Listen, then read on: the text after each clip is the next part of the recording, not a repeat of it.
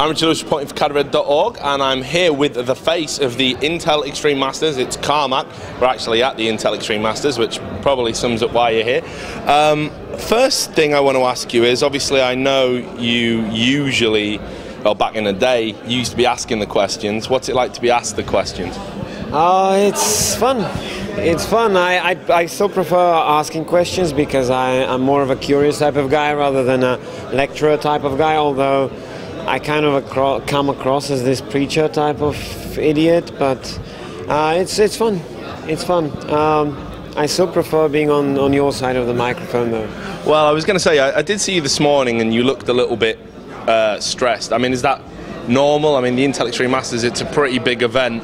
I'm guessing you have to put a lot of work in. It's, running around making sure there's a million tiny details that we try to fix. This season, for the first time ever at the finals, we have created 3 different stages, separate ones, so we have 3 completely independent streams, which allows us to basically, if there's a delay on StarCraft, it doesn't affect anything else, which is fantastic for me. And that makes the job way easier. So if there are problems, it doesn't affect the global thing, it just problems occur locally and then we fix it there. That makes things like a boatload easier, if you can say that. I don't know. That's right. I'm really, confused and tired and things like that. It's tough. But yeah, run around, fix stuff, and keep fixing stuff. Make sure things wheels don't fall off, and that's it. That's the gist of it. Well, wheels falling off. I don't know what you made of the StarCraft 2 kind of complaints that we saw. I did post in the article, so I'm going to say it on camera, even if you don't want to, because you have to be a diplomat these days. I know how it is. But yeah, the complaints started with Idra, Greg Idra-Field, StarCraft 2 player, complaining about the standard of the hotel. Which I thought was interesting because my understanding was he'd actually been given an extra 3 days accommodation when he flew in a little bit early. That's what I've heard on the grapevine. Anyway, were you a little bit disappointed with the reaction from some of the players, or do you think their concerns are justified? Yes and no, both. It's a mix. Would I want the players to sleep in better hotels? Of course. Can we do better next season? Every season we pick up, we learn lessons, and every season we actually improve the accommodation. If you talk to Odie, ask him about that. His teams have been coming here for years. Ask him about that because I'm supposed to sell this stuff and make us look great. So ask somebody else if we're improving on the standards or not. Obviously, it's a 500,000 people city and with 300,000 visitors or more, and prices are extremely high, and to house 160 players, it's extremely difficult as well. In one spot where we can easily bring them to CBIT on time because we also shuttle players in. So if we have the team scattered, 10 players here, 10 players here, 10 players here, that gets extremely complicated as well, and we run into issues with, and I'm not guaranteeing that the standards will be higher, simply because it's difficult. People here that live in Hanover, I'm ranting right now randomly. No, it's good, That's what we wanted. People that come to Hanover, people that live in Hanover, it's typical in Hanover to rent out your private apartment, the one you live in. You take a vacation somewhere warm and rent it out to strangers because there's simply not enough living space.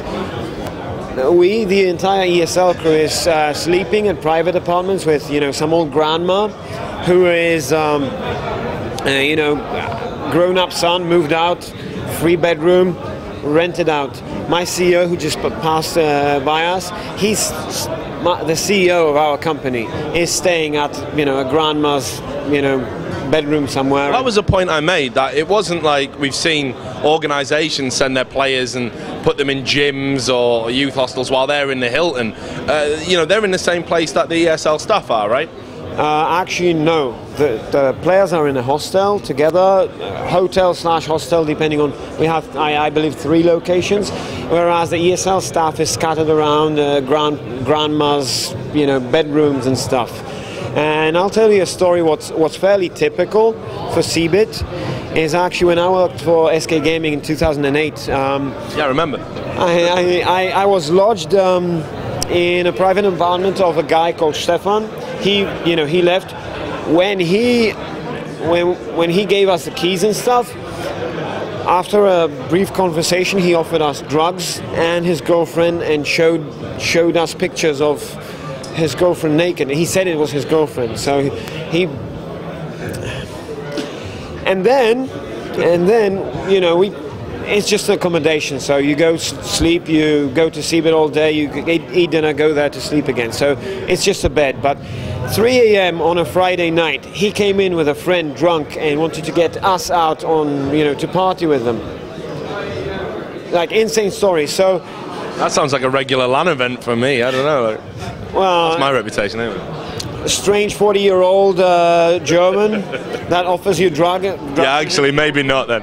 Probably not so much. The point of the story is it's extremely difficult in this city around Seabed time to get accommodation. You wrote yourself, you researched it, I believe 150,000 at some point. Yeah, most hotels go up to about 6 times the regular price. Yeah. It is phenomenally expensive. And yeah, Hanover, 500,000 people city, used to get over its capacity in visitors for Seabed, which is insane. So this is the best we can do this season. We've spent 70,000 euro on player accommodation, so it's not a tiny bit of money. No. Overall, we spent 120,000 euro on all accommodations.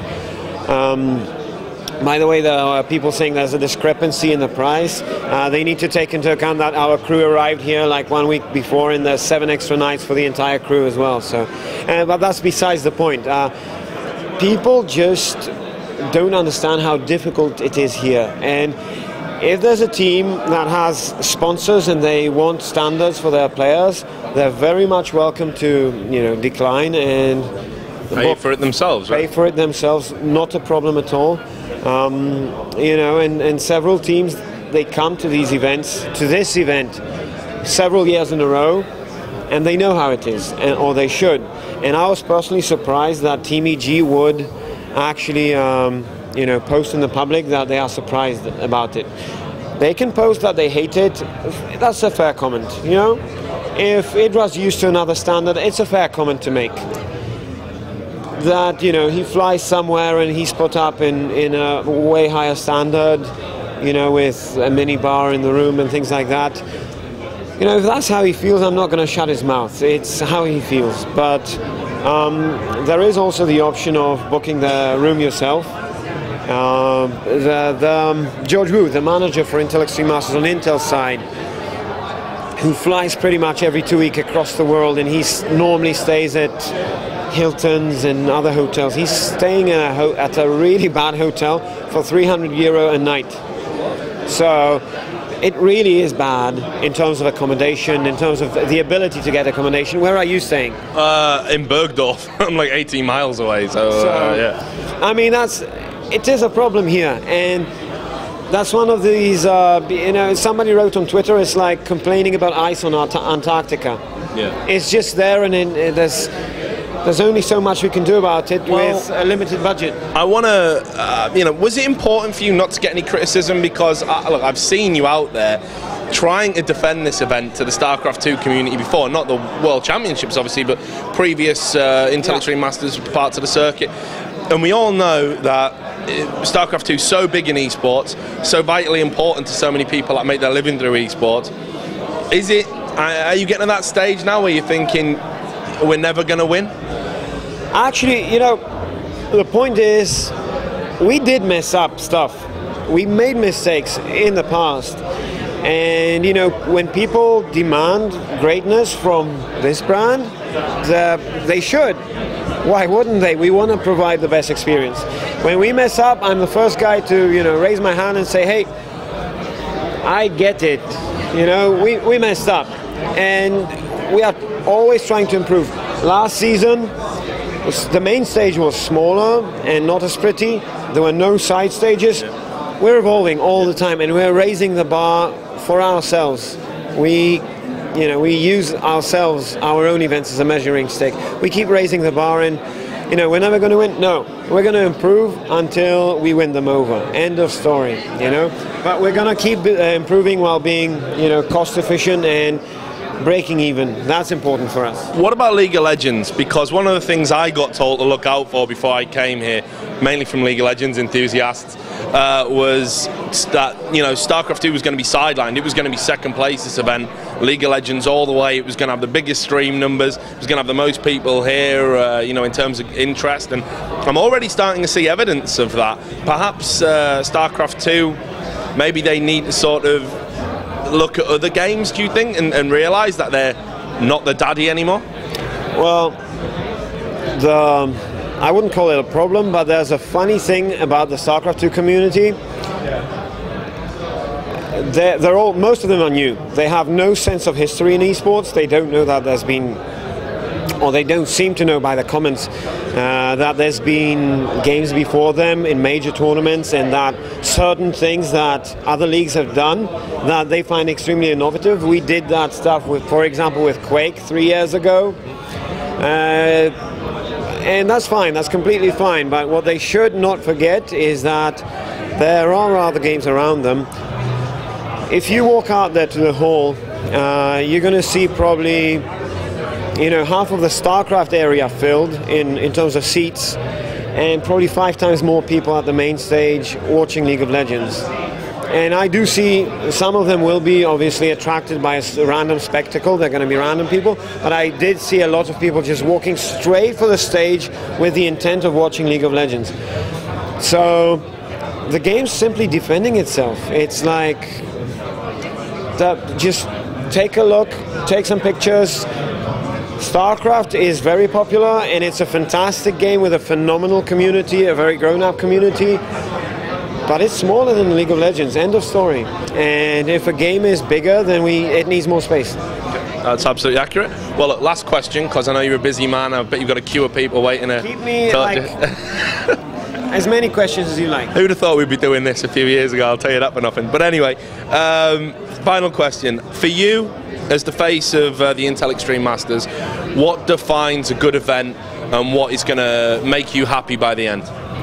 Last year, what really shocked me, and I didn't see it coming, was when I saw players actually weeping. Actually players crying. Like, you can put up, you know, $5 million in prize money, you can bring booth babes, you can give people a great time, and that's really important.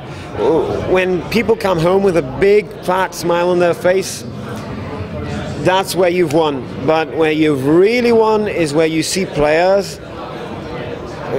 A player's not going to cry because he just lost $15,000. People don't cry about these things, professional gamers don't.